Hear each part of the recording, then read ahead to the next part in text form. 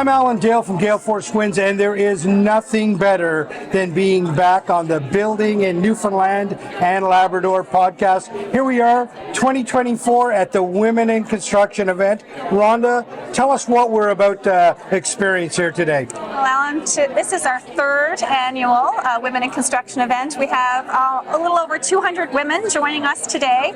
It's going to be a day of empowerment, of sharing stories about their challenges that they've had, but coming together and understanding how we can overcome them together.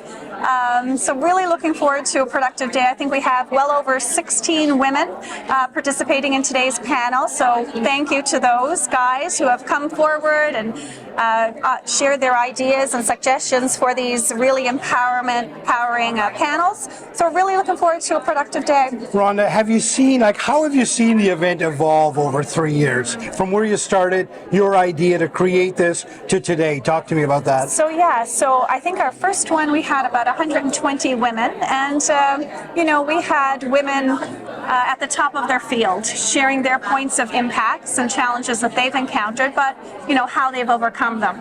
And then that grew to last year's event of I think we had about 180 women participate last year, and it was middle management type women who shared their journeys on the challenges that they've experienced in attachment to the construction community. And I think that was wildly successful and so many great ideas. And out of that event, we had a young woman stand up and say, we really needed to hear some stories from women on the tools.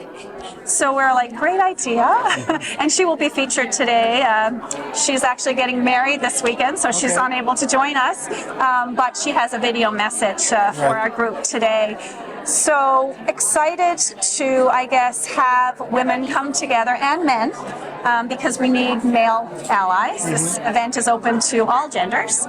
But really excited to have women come together to share from each other, to empower each other, and to understand how they can continue to grow their career journeys. You must be experiencing feedback in the form of that really changed my path and things like that. Events like this tend to be sort of transformational for people. Talk to me about some of those experiences. So that's pretty empowering. So we also have a women's coffee circle that we do on a regular basis, and that's open to anyone in the construction community. You don't have to be a member of NLCA. And the amazing amounts of networking, fellowship, support that's there for women is amazing. And every time we host one, we're full, so that's continuing to grow.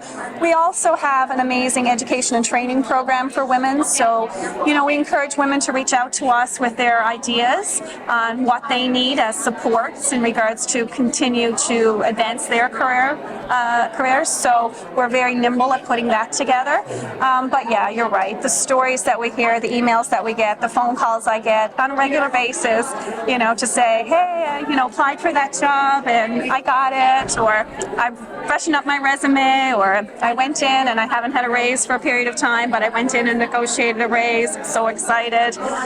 So those kind of things, keeps the wind beneath our wings to celebrate those successes with women. All this doesn't happen without a steady hand on the tiller, so thank you for your leadership and to your team for pulling all this together. I look forward to circling back with you at the end of the day to let me know how it all went. Thank you, Alan. Yeah, thanks.